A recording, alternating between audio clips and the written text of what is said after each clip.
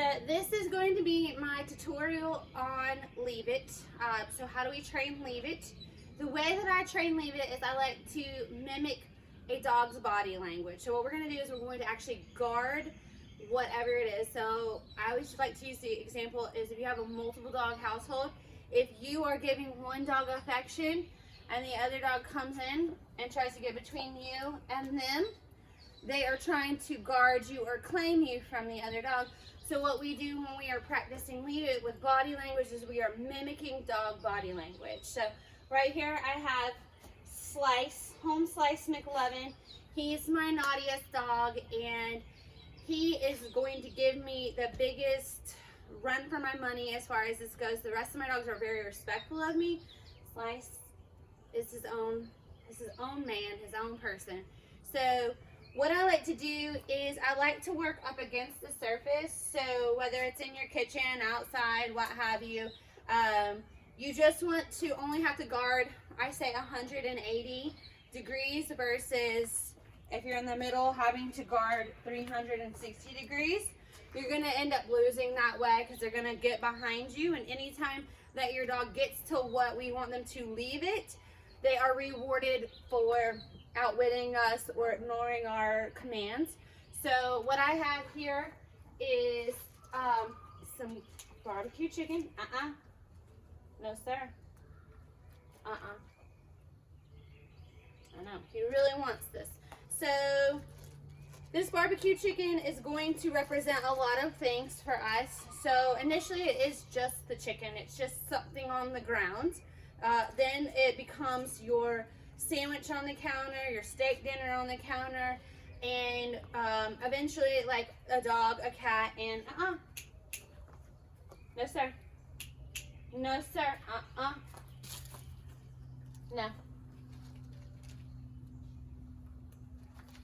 So it'll eventually become another animal or human, whatever you are having issues with, this is what you'll leave it will become.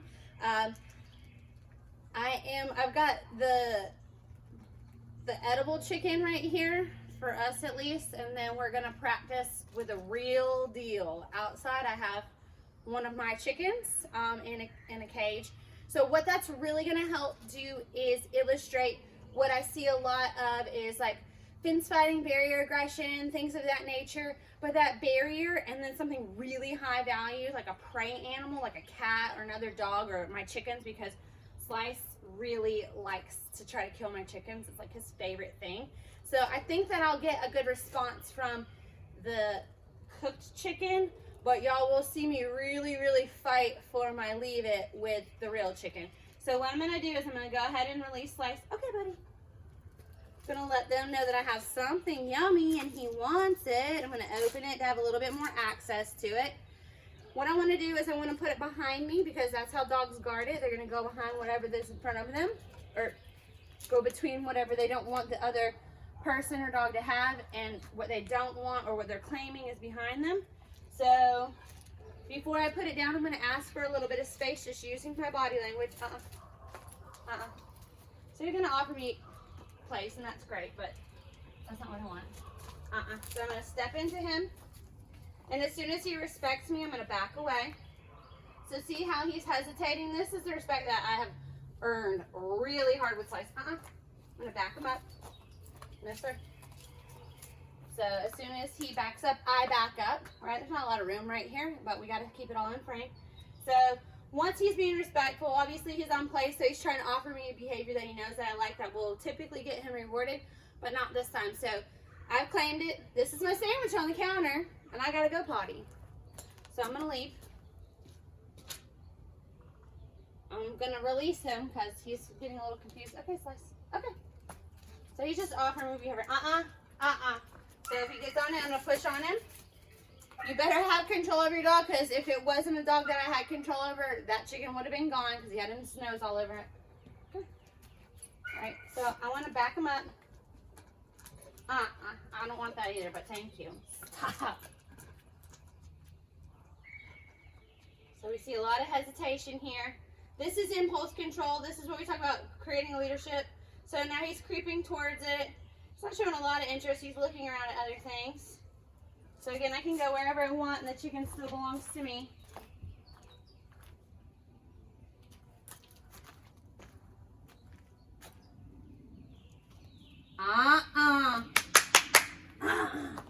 So I always want to start with my verbal once I've created some respect, because I want my dog ultimately just to listen to me say I want to sit on my recliner and tell my dog and then don't counter serve and stay off of things in the kitchen or what have you. So now you kind of get a little bit of idea of what leave it looks like. First I always start with, like, you know, body language paired with and then I can mark with leave it. Okay, I'll take that.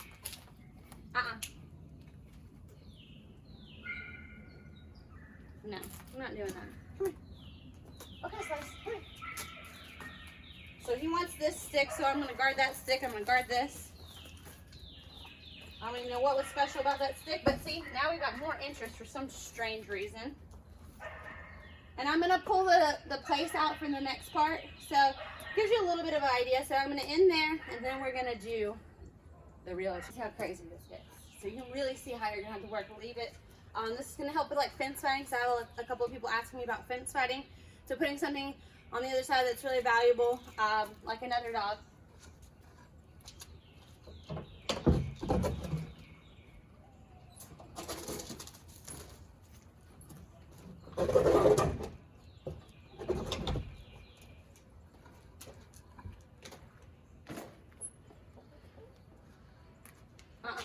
Get back. I already apologized to my chicken and told her I was sorry. This isn't the first time. Like, I did all of this and like he's being respectful. So I'm gonna let him actually get kind of overstimulated. So he's actually like hard staring and he is licking his lips. All this is prey response. If she was a little bit more flighty and prey-like, we'd probably get more from him.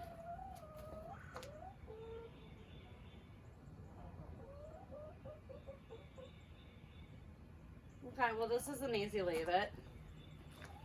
So if I was to be working on creating a barrier such as my kitchen or a barrier on my fence, and I'm going to ask him not to go past. No. Get back. I have a little planter here. No. So now we have more. No. Hopefully he's still in frame. So I'm going to create a barrier, right? So the closer he is, the harder it is for him to overcome that impulse control of trying to go towards the chicken. Again, I want to back away. But basically what you want to do is create a distance on your fence that is inappropriate, that you have control over your dog.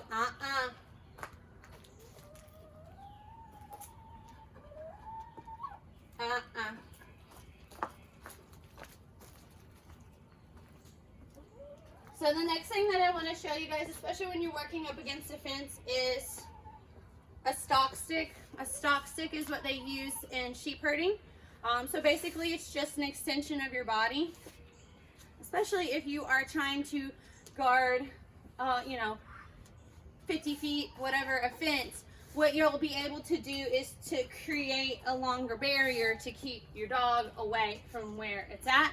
Also, if you're a little apprehensive about the dog and they're getting like overstimulated, you're afraid maybe they might redirect and bite you, then you can also use your stalk stick to push and give yourself a little bit more room from the dog. I'm gonna see if her clucking and all that makes more sense. The dogs are pretty respectful of my stalk stick. My stalk stick is just a noodle, and Slice is like, I'm done with this. Mom already said I can't have it, but I did want to just give you guys a quick overview of like how to work leave it and then put it in real world situations, such as butterscotch my chicken. Let's see. Slice. Come here. Sit.